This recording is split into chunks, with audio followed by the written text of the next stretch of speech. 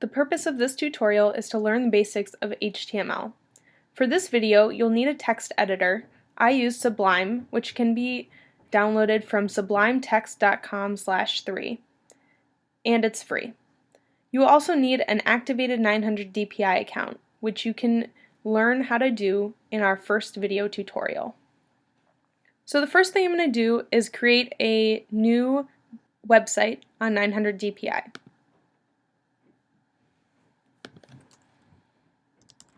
If I go to 900dpi.com and go to my dashboard, I will create a new website, and I'm going to call this HTML.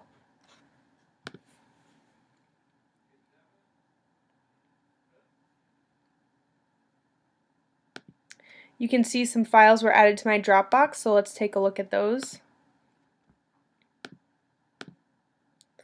And here's my HTML website, and those files are for this example site that shows up when I click Edit Website. So I don't need those files right now because I'm just going to create my own site, so I'm going to delete them.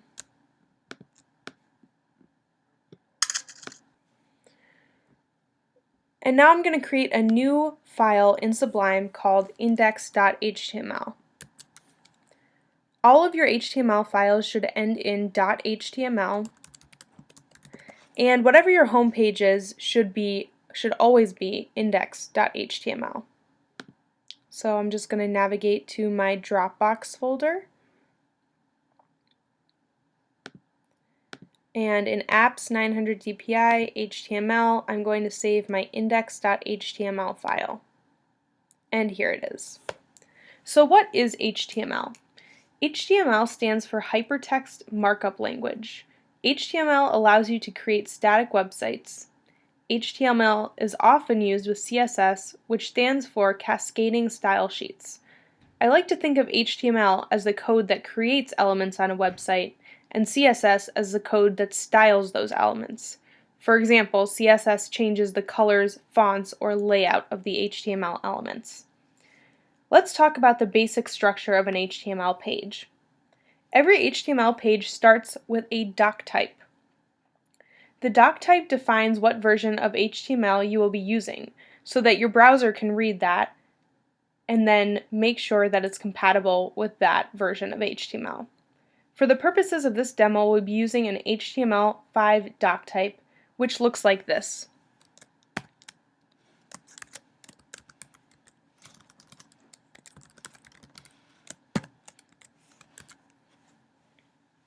However, we will be coding in HTML4. HTML4 is still the most widely used version of HTML and more cross-browser compatible than HTML5. Doc types are backwards compatible, so HTML4 will work with an HTML5 doc type. This will also allow you to use HTML5 in the future in this document. The next thing we have to do is create our main page layout. All HTML elements, except for a few, begin with an opening tag and a closing tag, which look like this. You always have the open arrow, and then you're going to have your element, which we have to start with an HTML tag, and a closing arrow. And then your closing tag is the same thing, except it has a slash in front of the HTML. So that's what a tag looks like. Each HTML page always has the same layout: an opening HTML tag, a head tag,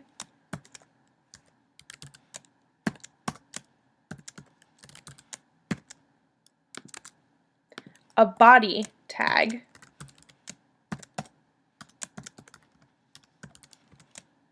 and a closing HTML tag. The head houses elements such as links to external files, a title, which shows up in your browser tab, and your favicon, the image that shows up in your browser tab. So let's put in a title for now. The title tag starts with an opening title and whatever the title you want your website to be. So I'm going to call it Abby's website. And then a closing title tag. And if we save this and go to our 900 DPI account, we can refresh, and we'll see that nothing shows up on our website, but up here in our tab it says Abby's website. So that's where your title goes. The body houses the elements that appear in the actual web page. There are several different types of HTML elements, so let's try out a few. Header elements are tags that define a hierarchy of font sizes depending on what type of text you use.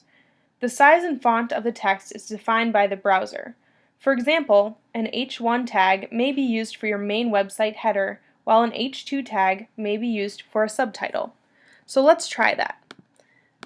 I'm going to put in the title of my website, H1, Abby's website, with a closing H1 tag.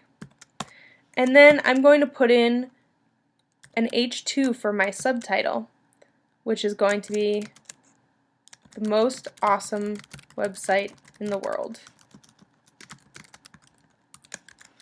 And I'm going to close that out. So let's take a look at what that looks like in the browser.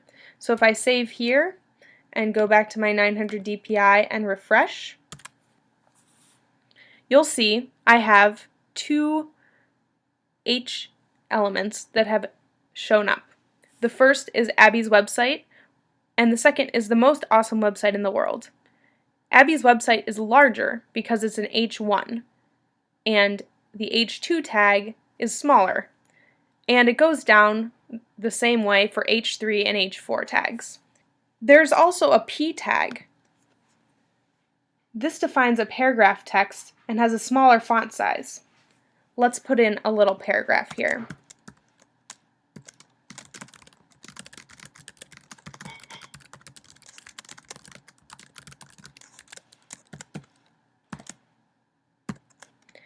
And if we save and refresh, we should see what that looks like.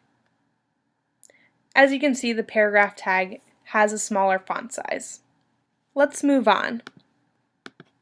The most basic element used to contain other elements is called a div. A div is a block level element, which means that it is displayed as a square that contains whatever other elements are inside of it. For instance, it can hold H tags, P tags, and even other divs. By default, divs take up the width of the browser window and stack on top of each other. They also take the height of all of its contained elements combined. Here's an example. If we create a div with a new paragraph that says,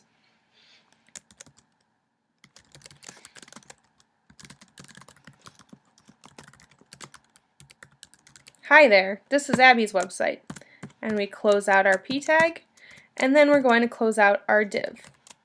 Just a side note, you can see that when things lie inside of each other, I tab them. This makes your code more easily readable for other people and for yourself. So if I save and I refresh, you'll see my new P tag. It doesn't look much different than the other P tag. Let's add in another H1 inside of there.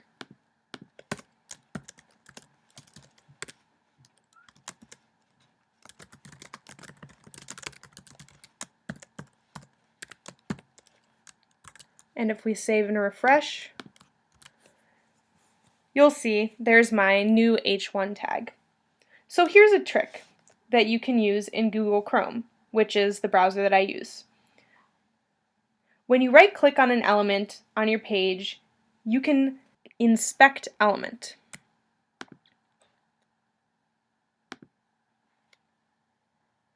This allows you to see how your elements relate to each other and how they are laid out. Let's see what our div looks like.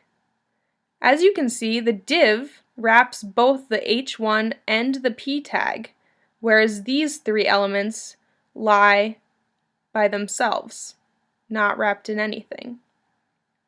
So the blue is the space that that element is taking up, and the orange is either margin or padding, which is the space between different elements.